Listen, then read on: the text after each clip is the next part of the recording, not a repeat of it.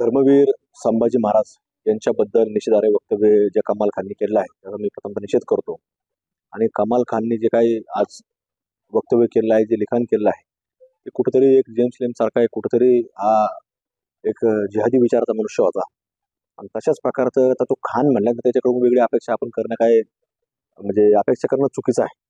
खान म्हटल्यावर त्याला साहजिक आहे, त्याला छत्रपती संभाजी महाराजांचा एक द्वेष मनामध्ये असणार आहे, धर्मवीर संभाजी महाराजांचा द्वेष मनामध्ये असणार आहे आणि त्याच्या मनामध्ये महाराष्ट्राबद्दल देखील द्वेष असणार आहे. कारण की शिवाजी महाराज, संभाजी महाराज हे महाराष्ट्र आहे, त्यांच्या नावाने महाराष्ट्र ओळखला जातो आणि हे त्यांच्याबद्दल द्वेष करणं म्हणजे त्यांच्या मनामध्ये महाराष्ट्राबद्दल द्वेष आहे.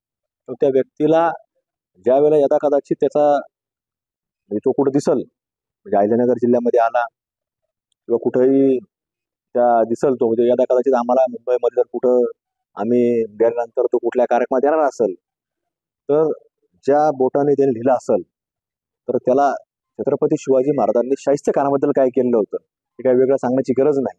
तर ज्या बोटाने त्यांनी आज सोशल मीडियावरती काही लिहिलेलं आहे तर निश्चित त्याचा शाहिस्ते खान म्हणजे कमाल खान नाही, तर त्याचा शाहिस्ते खान करण्याचं काम या महाराष्ट्रामध्ये छत्रपती शिवाजी महाराजांचे मावळे केल्याशिवाय राहणार नाही, अशी देखील मी तुम्हाला खात्री या ठिकाणी देतो.